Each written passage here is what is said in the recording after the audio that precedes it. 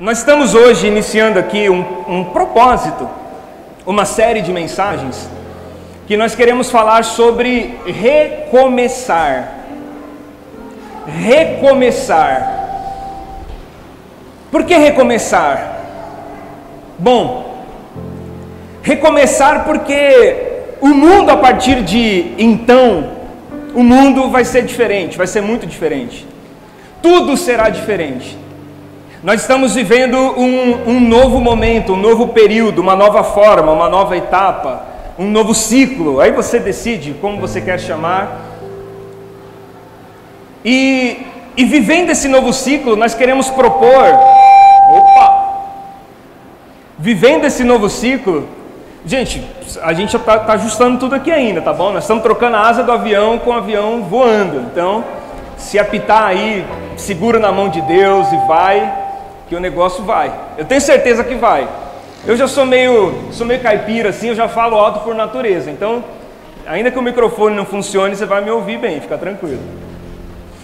Nós estamos então iniciando uma conversa aqui, que nós vamos estender por algumas semanas, para nós refletirmos como é que nós podemos ser a igreja que vai ser a resposta para esse novo tempo. Como é que nós podemos nos tornar a igreja que vai responder ao mundo, que vai ser relevante a esse mundo, a igreja que vai responder ao mundo as perguntas que o mundo está fazendo? Como é que nós vamos de fato conseguir nos tornar a luz deste mundo e o sal desta terra, como Jesus, o próprio Jesus disse que nós seríamos? Então, o nosso esforço aqui durante essas semanas é exatamente para isso. Hoje eu quero conversar com você sobre a igreja que eu devo ser, mas na próxima semana nós vamos conversar sobre outro assunto, e depois outro assunto e outro assunto. Dia após dia, o nosso objetivo é colocar um tijolinho a mais nessa construção, colocar mais uma pecinha nesse quebra-cabeça, para que no final de tudo isso você saiba exatamente aquilo que Deus espera de você, e como é que você pode ser a igreja que Deus espera que você seja. Amém? Eu quero ler com você João capítulo 4, Evangelho de João capítulo 4. Para falar sobre o que eu queria falar hoje, eu fiquei muito tempo pensando, eu falei, meu Deus, qual texto eu leio? E eu rodei e caí no texto que é o meu texto preferido. Entre todo o Evangelho de João, capítulo 3 e capítulo 4, são os meus textos preferidos. João capítulo 4, a partir do versículo 3. Vamos ler? Tudo bom aí? Encontraram? Executou no seu aplicativo? Abriu aí, se você, assim como eu, ainda usa uma Bíblia de papel? Mateus, Marcos, Lucas, João, é o quarto livro do Novo Testamento. A partir do versículo 3, presta atenção, diz assim, ó: Ele deixou a Judeia e voltou outra vez para Galileia, e era-lhe necessário passar por Samaria. Chegou a uma cidade samaritana chamada Sicar, perto das terras de Jacó, que Jacó dera ao seu filho José.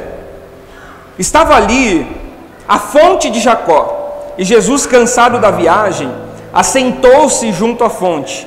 Era quase a hora sexta, ou seja, meio-dia. Vindo uma mulher samaritana tirar água, Jesus lhe disse: Dai-me de beber. Os seus discípulos tinham ido à cidade comprar comida. Disse-lhe a mulher samaritana: Como sendo tu um judeu, pedes de beber a mim, que sou mulher e samaritana? Pois os judeus não se dão com os samaritanos.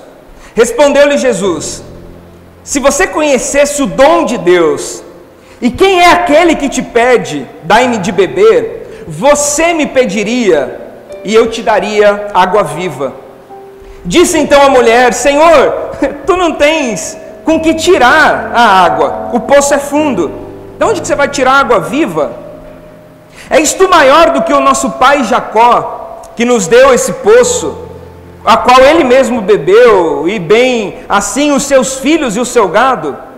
Respondeu Jesus: Todo aquele que beber desta água tornará a ter sede, mas aquele que beber da água que eu lhe der nunca mais terá sede. Deveras, a água que eu lhe der se fará nele uma fonte de água que jorra para a vida eterna. Disse-lhe então a mulher: Senhor, dai-me dessa água para que eu não tenha mais sede e nem precise vir aqui tirar. Disse-lhe Jesus: então vai e chama o teu marido e vem cá. Respondeu a mulher: eu não tenho marido. Disse-lhe então Jesus: tem razão em dizer que não tem marido, porque você já teve 5 maridos, e o que agora você tem não é teu. Isto disseste com verdade. Disse-lhe a mulher: Senhor, eu vejo que tu és um profeta. Os nossos pais adoraram neste monte, mas vós, os judeus, dizeis que é em Jerusalém o lugar onde se deve adorar. Disse-lhe Jesus: mulher, crê-me, a hora vem em que nem neste monte e nem em Jerusalém adorareis ao Pai. Vós, os samaritanos, adorais o que não conheceis, nós adoramos o que conhecemos, porque a salvação vem dos judeus. Mas vem a hora, e já chegou, em que os verdadeiros adoradores adorarão o Pai em espírito e em verdade, pois o Pai procura a tais que assim o adorem. Deus é espírito, e importa que os que o adorem em espírito e em verdade. Amém. Que o Senhor fale conosco através da sua palavra. Meu irmão, eu sei, isso para mim é claro, que esse texto não é estranho para você. Ele não é estranho porque a gente fala muito dele, mas eu gosto demais dele porque ele mostra para mim, todas as vezes que eu leio, uma profundidade que eu não sei de onde sai. É uma fonte realmente que jorra para a vida eterna. Jesus, ele diz que para sair da Judéia e ir para Galiléia, era necessário que ele passasse por Samaria. Então monta aí na sua cabeça uma linha, uma trajetória.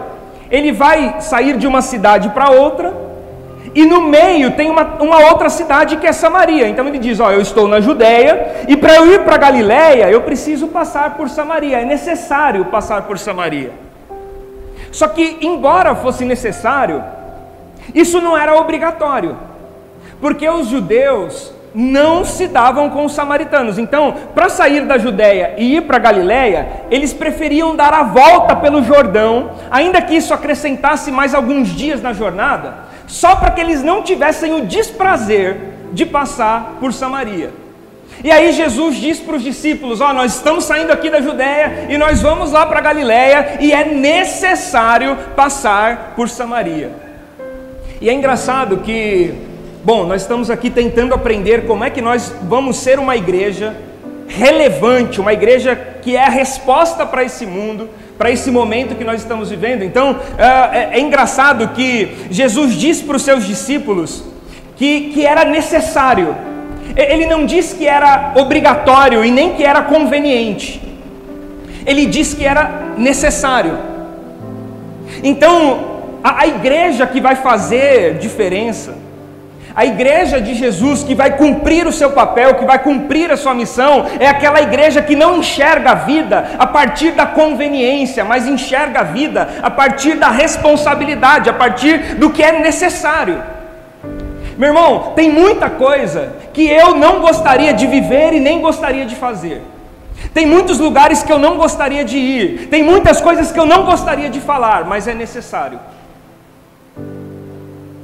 A primeira coisa que nós devemos pensar é trocar a conveniência por aquilo que é responsabilidade. Nós não vivemos uma vida de conveniência. Era conveniente para Jesus, ao sair da Judéia e ir para Galiléia, era conveniente não passar por Samaria. Evitaria muitos tipos de transtornos. Evitaria um impasse, evitaria uma encrenca, evitaria muita coisa. Então era conveniente não passar, mas era necessário passar. Se ele não passasse, ele não arrumaria atrito, mas deixando de lado a conveniência, enxergando que era necessário, amando aquelas pessoas, ele disse: é necessário e eu vou. É necessário. Então Jesus sai da Judéia, vai para Galiléia, mas antes faz uma parada em Samaria. E quando ele chega na porta da cidade de Samaria, era meio-dia, ele para na porta da entrada, os seus discípulos vão para a cidade, eles entram na cidade de Samaria para comprar comida, porque era meio-dia, eles precisavam comer, e os discípulos tinham a noção de que quanto antes eles comprassem comida, Jesus comesse e eles tivessem livres, eles podiam seguir e sair daquele constrangimento de estar naquele lugar. Então eles correm para a cidade e vão comprar comida, e Jesus fica esperando ali nas portas da cidade, na frente de uma fonte, a fonte de Jacó. E quando os discípulos saem, chega uma mulher e ela vem tirar água da fonte. Isso não é de causar estranheza, porque um dos papéis da mulher naquele período era exatamente fazer esse trajeto da cidade até as portas da cidade onde estavam as fontes, e ela tirava a água e levava a água para dar de beber aos seus maridos, e dar de beber aos seus filhos, e dar de beber aos animais. Era muito comum. Só não era comum aquele horário. O comum era que as mulheres fizessem isso antes do sol nascer, ou seja, lá para as 6 da manhã, porque o sol ainda não está forte. E por que isso? Porque a região é desértica, eles estão em um deserto.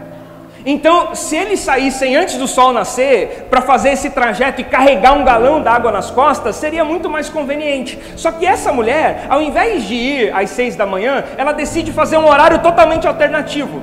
E o horário que ela vai é tão alternativo porque é uma certeza que ninguém vai estar lá.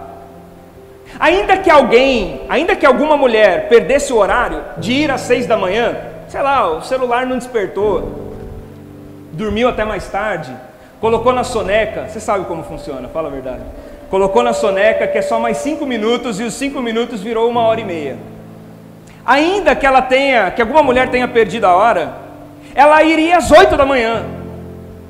Ou se não desse mais, ela ia deixar para ir no final da tarde, às 17, 18 horas, quando o sol está se pondo. A mulher vai no horário em que o sol está mais alto, o horário em que o sol está mais quente, em que ninguém vai. Isso é uma estratégia. É uma estratégia muito clara para não encontrar ninguém. Eu não quero diálogo, eu não quero relacionamento, eu não quero conversar com ninguém, então eu vou em um horário em que ninguém vai. E aí ela chega na fonte para tirar água e está lá o tal de Jesus. E ele inicia um diálogo com ela. Mulher, dai-me de beber. É uma pergunta muito simples, é um diálogo muito simples, mas ela devolve uma resposta com muita rispidez. É uma resposta de alguém que não queria iniciar um diálogo, é uma resposta de alguém que não tinha o menor interesse em conversar. Não quero conversar. Então Jesus fala assim, me dá água. Ela diz assim, não. Como sendo você um judeu, pede de beber a mim, que sou mulher e samaritana? É como se ela estivesse falando assim, cara, você não percebeu que eu não quero conversar? Você não deu conta que se eu quisesse conversar, eu teria vindo aqui em um outro momento, em outro instante? Gente, eu esqueci de dar um recado que era para eu falar no começo. Bel, me desculpa. Tem um óculos aqui, ó. É seu? Agora veja, irmã, você está curada. Toma aqui, ó. Pronto, primeiro milagre da estreia lá na igreja. Eu botei o óculos aqui no bolso e eu ia levar para casa, você ia ficar sem. Não, ela tá lá do fundo assim, né? Ó, dando zoom. Eu estou percebendo a menina assim. Ó. Falei, gente, tem alguma coisa errada aqui?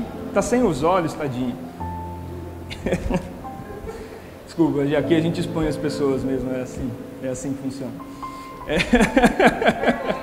Ficou com vergonha aí. Ai, meu Deus. Então, eles começam uma conversa que foi puxada por Jesus. Jesus é o que provoca o diálogo. E ela responde como quem diz, não quero conversar. Por que você está falando comigo? Por que você é homem judeu e eu sou mulher e samaritana? A gente nem tinha que conversar. Aliás, você nem tinha que estar aqui, eu não sei o que você está fazendo aqui. É meio-dia. Meio-dia ninguém está perambulando pelo deserto. O que você está fazendo aqui? Sai fora, vai procurar a tua turma. E eles começam uma conversa, eles abrem um diálogo, até que esse diálogo vai levar, cada vez mais tomando um nível de profundidade, que vai levar Jesus a fazer para ela uma pergunta pessoal, uma pergunta que mexe com ela, porque envolve família. Eles começam a bater um papo, Jesus fala assim: então, essa água aí que você toma é legal, mas a que eu tenho é mais legal, porque quando você toma dessa, você volta a ter sede. Se você tomar a minha é mais legal, você nunca mais vai ter sede. Aí ela diz: uau, então me dá essa água, eu preciso. Imagina, eu nunca mais vou ter que sair da minha casa e vir aqui meio-dia pegar água, um baita de um sol, levando água nas costas, pesado. Nossa, ainda bem, então me dá dessa água, para que eu não precise mais voltar aqui. Aí Jesus fala assim: eu dou, claro, estou aqui para isso, vai lá e chama o teu marido. Aí ela diz: então, não tem marido. Jesus diz: não tem um, né? Bem sei que você já teve uns 5. E esse que está aí também está, mas não é. Aí ela diz assim: acho que você é um profeta, hein? Dá uma recuada, baixa um pouquinho o tom. Eu acho que você é um profeta. Ela ainda não fazia a menor ideia diante de quem ela estava. Essa resposta que ela dá, eu acho que você é um profeta, se assemelha muito a uma pergunta que Jesus faz aos seus discípulos. Jesus diz assim aos seus discípulos: quem as pessoas dizem que eu sou? Aí os discípulos respondem: olha, estão dizendo que o Senhor é o Elias, o Jeremias, o João Batista ou algum outro profeta. Porque aquelas pessoas que enxergavam o que Jesus fazia, o admiravam como um profeta, mas não faziam a menor ideia na realidade de quem ele era. Gente que sabia o que ele podia fazer, mas que não tinha a menor noção de quem ele realmente era. E aí Jesus pergunta assim: e para vocês, quem eu sou? Porque para eles eu sou profeta, eles estão vendo o que eu faço, mas e para vocês? E aí o Pedro diz assim: ó, para nós estamos aqui e vemos o que o Senhor faz, mas nós caminhamos contigo e sabemos quem o Senhor é. Tu és o Cristo, o Filho do Deus vivo. Vemos o que o Senhor faz, mas aquilo que o Senhor faz não chega perto de quem o Senhor é. O que o Senhor é muito maior e muito melhor do que o que o Senhor faz. E aí Jesus diz para o Pedro: boa, Pedro, sobre esta verdade que você acabou de falar, a minha igreja estará edificada, e as portas do inferno não prevalecerão contra ela. As portas do inferno não prevalecem contra a igreja, porque a igreja é o corpo de Cristo, o Filho do Deus vivo. Então a mulher olha para Jesus e diz: eu vejo que tu és um profeta. E aí ela vem com uma dúvida, que é exatamente em cima dessa dúvida que eu quero conversar com você sobre a igreja que nós devemos ser. Ela diz assim: legal, já que você é um profeta, eu tenho uma dúvida teológica. Eu quero saber onde nós devemos adorar. Porque os judeus adoram a Deus no templo. Tem um templo lá em Jerusalém, aquele mesmo templo que Jesus disse assim: ó, derrubem este templo e em 3 dias eu construirei outro. Então, os judeus adoram no templo. Nós, os samaritanos, não adoramos no templo, porque nós nem podemos ir para lá. Lembra que os judeus não se dão com os samaritanos? Então, eu não posso ir no templo. Então, a gente adora aqui no monte. O Monte Gerizim é o lugar onde os samaritanos adoravam a Deus. Então, os samaritanos adoravam no Monte Gerizim, os judeus adoravam no templo em Jerusalém. Aí ela diz assim, ó, qual é o lugar certo? É no templo de Jerusalém ou é no Monte Gerizim? Ela está perguntando assim, ó, quem tem razão? O judeu ou o samaritano? Já que você é um profeta, responde. E a resposta de Jesus, que é o teor do que eu quero dividir com você hoje, a resposta de Jesus foi o seguinte: mulher, não é nem no templo e nem no monte, porque a hora vem e a hora é chegada, em que os verdadeiros adoradores adorarão ao Pai em espírito e em verdade. Presta atenção. Aquela mulher queria saber qual era o lugar, e Jesus estava ensinando para ela qual é a razão. Porque se você não souber qual é a razão, não importa o lugar. E se você souber a razão, o lugar também não importa. Ela estava atrás de um lugar. Ela estava atrás de uma estrutura, de um ambiente. E Jesus estava dando para ela um motivo, uma verdade. Meu irmão, quando nós começamos a enfrentar esse período pandêmico, as portas da igreja, por determinação judicial, tiveram que se fechar. A igreja esmureceu. Nós não sabíamos mais o que fazer.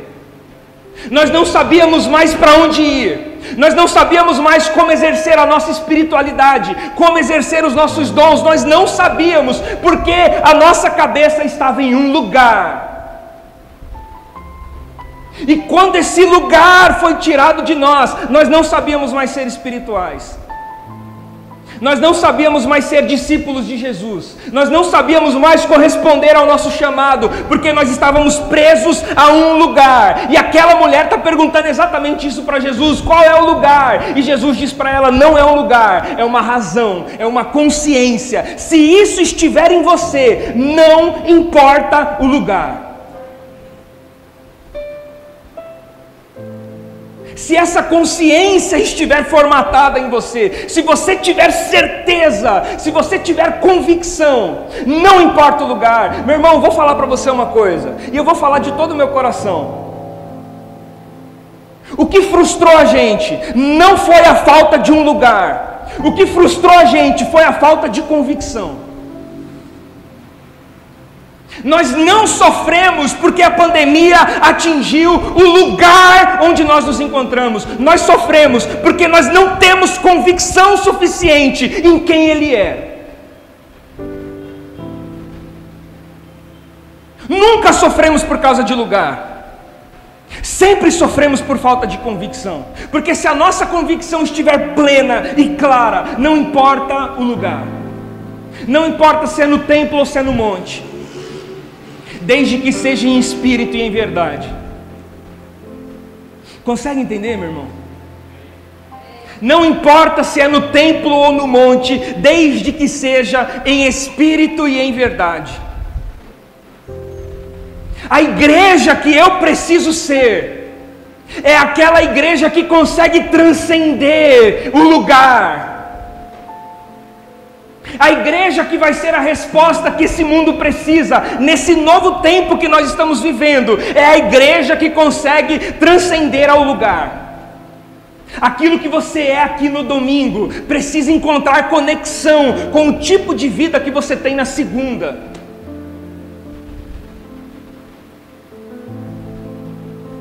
Porque se você não for aquilo que você é aqui, quando você estiver lá, isso aqui não faz o menor sentido.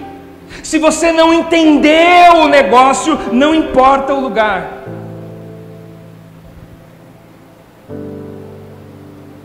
Consegue entender?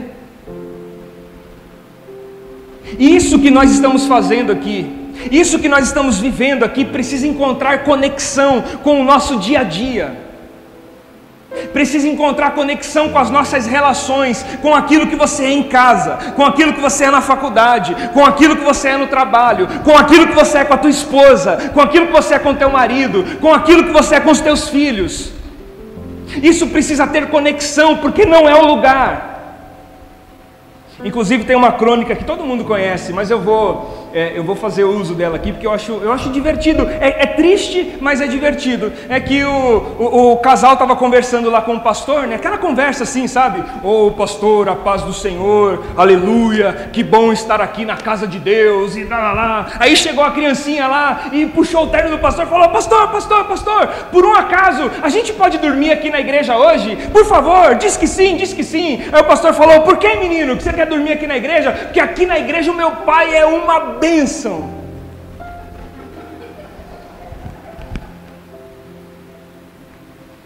Porque existe um abismo, uma desconexão entre o que nós somos aqui e o que nós somos além daqui. E a igreja que vai fazer a diferença é a igreja que é o que é aqui, mas quando isso aqui termina, ela continua sendo, porque entendeu, compreendeu qual é o negócio. Entende? Não é o lugar, nunca foi o lugar, nunca foi. Se você não consegue ser igreja fora da igreja, você precisa rever os seus conceitos do que é ser igreja.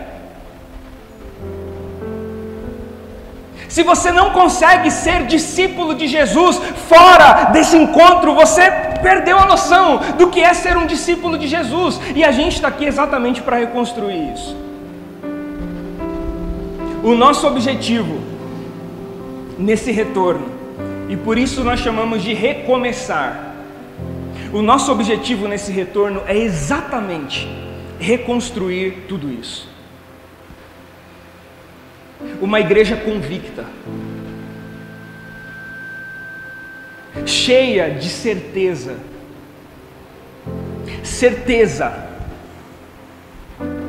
entende? Certeza. Uma igreja cheia de certeza, cheia de convicção. Porque se você estiver cheio de convicção, pouco importa o que está acontecendo. Se você estiver cheio de convicção, pouco importa as aleatoriedades da vida. Se você estiver cheio de convicção, você está pronto para enfrentar toda e qualquer situação e permanecer íntegro, a fim de que nada fora de você danifique quem você é, transforme quem você é. Você continua sendo quem é, independente do que vive. Entende isso? O apóstolo Paulo vai contar para a gente, escrevendo aos irmãos, aos coríntios, ele vai contar para a gente algo particular, algo pessoal. Ele vai dizer o seguinte: eu estava enfrentando um problema muito intenso, não vou dizer qual é, vou chamar de espinho na carne. Aí fica ao seu critério entender o que seja. Pode ser o que você quiser que seja. Afinal de contas, ele não falou o que é, exatamente para não limitar a um único ponto, mas para ter uma abrangência de que aquilo pode ser qualquer coisa. E aí ele compartilha algo pessoal, ele diz: então, eu estou sofrendo, é um sofrimento intenso, um espinho na carne. E eu orei ao Senhor por 3 vezes pedindo: tira de mim esse espinho na carne. Quando eu lia esse texto antes, eu pensava o seguinte: bom, ele orou 3 vezes, então ele resolveu isso num dia só. Ele acordou de manhã, orou às 8 horas da manhã, não deu resultado.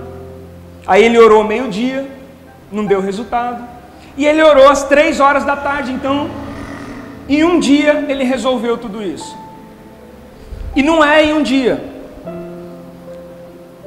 Quando você vai compreender realmente, quando você vai a fundo, você vai perceber o Paulo dizendo assim: eu orei por 3 períodos, por 3 momentos, e isso pode ter levado 3 dias, 3 semanas, 3 meses, 3 anos, eu não sei, mas foram 3 períodos de oração, e ele diz: eu pedi para que Deus me livrasse. Meu irmão, você consegue imaginar? Não era qualquer cara, porque se fosse qualquer um, ia falar assim: esse cara não sabe o que fala, né? É bobagem. Era só o apóstolo Paulo orando, só ele. Eu orei e pedi para que Deus me livrasse. E a resposta de Deus para ele foi o seguinte: Paulo, a minha graça te basta, porque o meu poder se aperfeiçoa na sua fraqueza.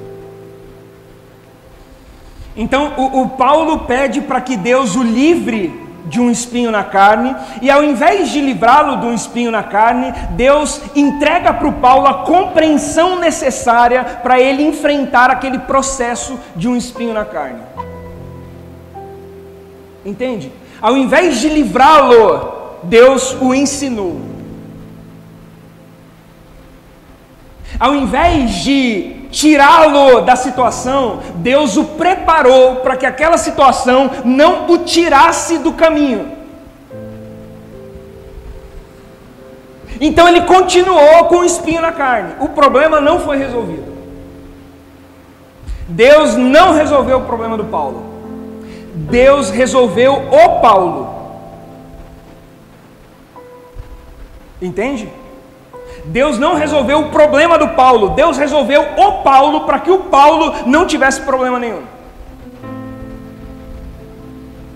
Porque se Deus resolver os seus problemas, você vai ficar o dia inteiro ali: Deus, apareceu mais um, Deus. Aí passa 2 dias e fala: Deus, outro. Aí passa mais uns 15 minutos e fala: Deus, de novo, Deus, está aqui, eu estou parado, porque problema de novo. Aí na semana seguinte você vai falar: Deus, é o seguinte, assim não dá, outro problema.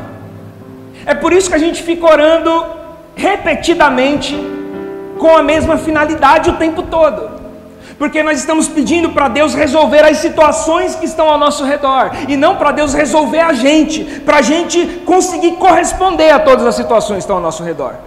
Entende? Então Deus não resolve a situação, Deus resolve você, para que você lide com qualquer situação, para que nenhuma situação seja maior do que você, para você conseguir corresponder a toda e qualquer situação, para você conseguir corresponder a todo e qualquer problema que se apresenta diante de você. Então Deus não resolveu o problema do Paulo, Deus resolveu o Paulo. Então essa igreja é a igreja que vai fazer a diferença. Não é a igreja que ora para que Deus resolva os seus problemas, é a igreja que consegue se conscientizar de que precisa ser resolvida diante de Deus, com uma compreensão plena e absoluta de quem Deus é e de qual é a sua vontade para conosco. Essa igreja vai fazer a diferença. Essa é a igreja de Jesus. É a igreja que consegue ser o que é, independente de onde estiver. É a igreja que consegue ser luz do mundo, que consegue ser sal da terra. Entende, meu irmão? É a igreja que consegue ser a luz do mundo, é a igreja que consegue ser o sal da terra.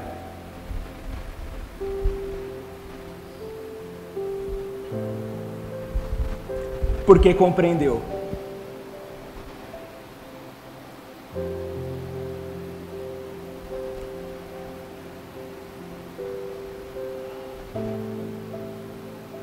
Porque tem convicção.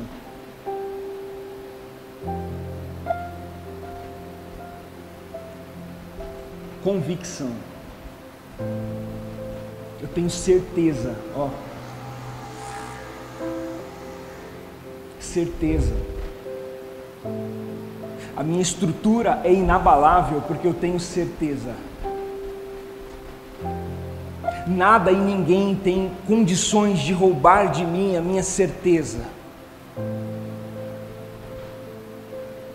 Ainda que não tenha um lugar, eu tenho uma consciência. A igreja que Deus quer que sejamos é a igreja que consegue romper toda e qualquer realidade. É a igreja que consegue significar os seus dias e os seus momentos. É a igreja que, quando sair daqui, vai continuar com esse mesmo desejo, esse mesmo fervor no coração, sem esmorecer. É a igreja que não busca ser uma coisa aqui dentro e outra coisa lá fora, mas é a igreja que não importa o lugar onde está. A gente não fica perguntando para Jesus se é no templo ou no monte,